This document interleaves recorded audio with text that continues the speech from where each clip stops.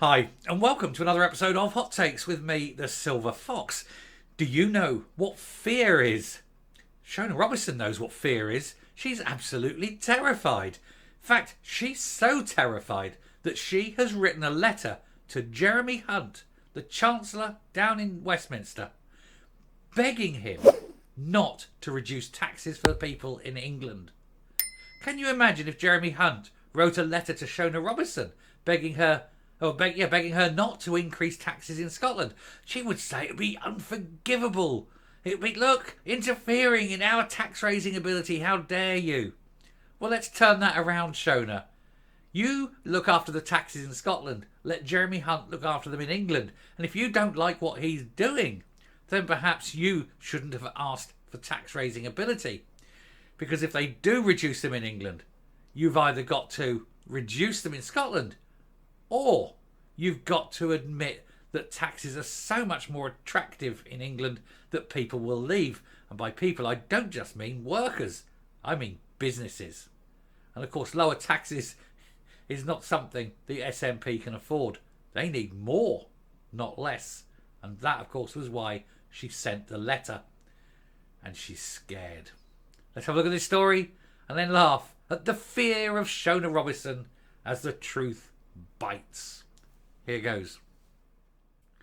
So Shona Robison demands Rishi Sunak not cut tax for struggling Brits as the SNP look to be Christmas Scrooges.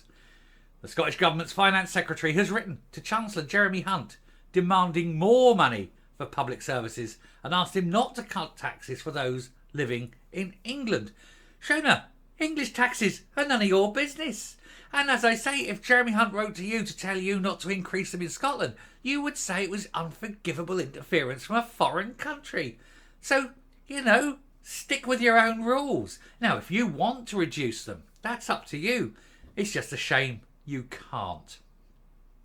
Shona Robison has demanded that Rishi Sunak and his UK government avoid ill-timed tax breaks as she made a last gasp plea for more funding for Scotland.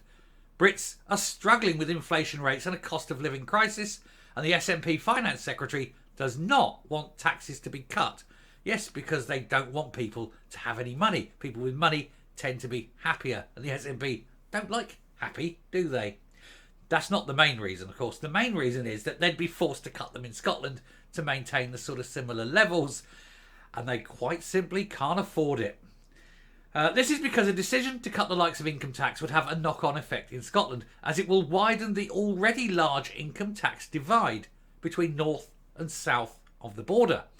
SNP ministers are concerned that if it gets any bigger, there will be a brain drain of talent from the country. Well, yes, and then you have to address that by lowering the taxes and making it more attractive to people to stay in Scotland. How can you possibly do that? Well, you could stop wasting money everywhere. That would be a start. Already, Scots earning more than £28,000 pay more income tax than their counterparts in England and Wales and Northern Ireland. And the Scottish Government have not ruled out another rise in this next year. But if Chancellor Jeremy Hunt does decide to cut taxes, then the Nationalists would probably have to follow suit.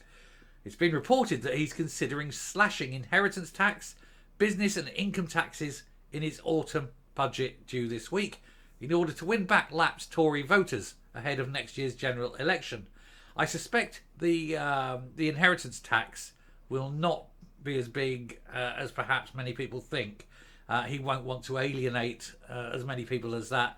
I think he'll more likely go for the increase in allowance on income tax.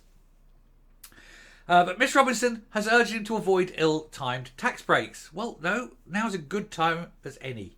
It just might be ill-timed for you, but it certainly isn't ill-timed for the vast majority of people. Anyway, the Finance Secretary has written to Jeremy Hunt asking for additional funding for public services. She set out a list of her demands, which also show an increase in Scotland's capital budget. But that's despite the fact they keep getting given money, don't they? But the UK government already handed over £6 million in Barnet consequentials to Scotland earlier this year to keep swimming pools open. But this was never utilised in that way. Yeah, here's £6 million, keep your swimming pools open. No, we'll spend it on this and this and this. We need these pretty brochures for independence. And they didn't keep the swimming pools open. So why are we giving them money through that means? Perhaps a better way would be give the money directly to the local authorities to help keep the swimming pools open. But of course the SNP don't like that. They want to get their grubby little hands on all the money first and then decide who's getting what. They don't want money going directly to where it's needed. That's not the way the SNP work.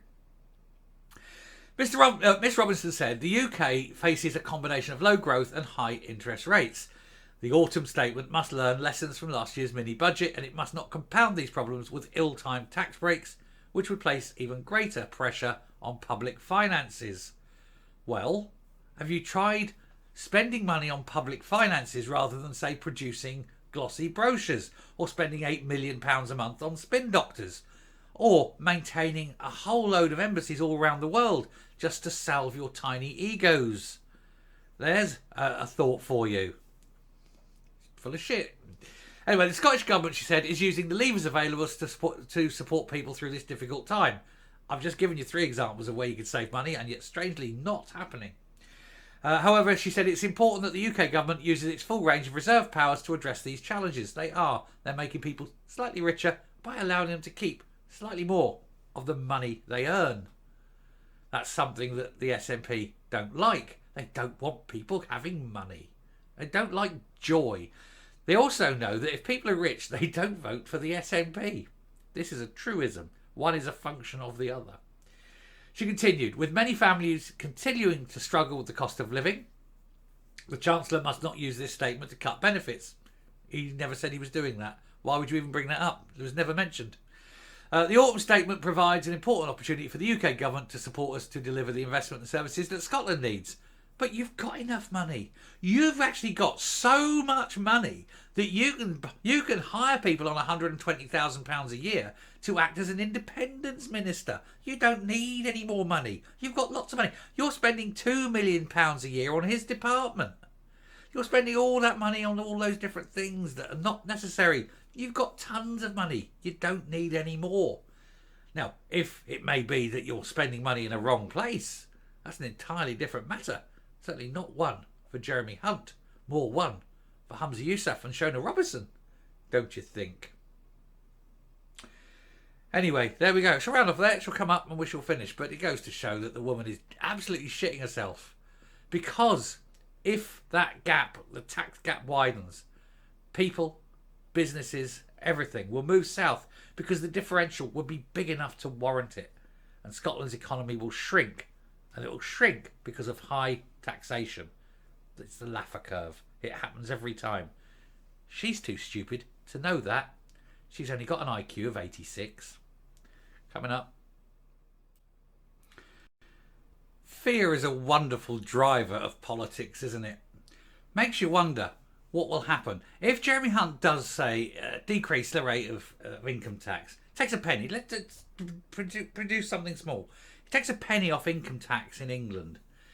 That would be such a difference between what you earn in England and Scotland that I think a lot of people may consider dropping and going south. And if he drops business taxes especially, businesses will go. No, they don't have to physically move, of course, but you can just open up a business in Scotland. You can register it in Scotland, rather. Open it in Scotland, but register it in England. And you can have a business running out of England. You can actually do the work in Scotland, take the money in Scotland, but you're paying your taxes at a lower rate to, the Westminster, not to Holyrood. That's a lot then of money, a lot more money coming out of the coffers of the SNP government. They'd be screwed, absolutely screwed. But of course, they're the ones who wanted the tax raising ability. They gave up things to have that because they wanted to centralise all the power. So they've centralised all the power, and what have they done with it? Destroyed the country. Oh well, can't win them all, can you? Can't win any if you're the SNP. Going to stop there. Thank you very much for watching. I do hope that Jeremy Hunt does cut taxes because, money.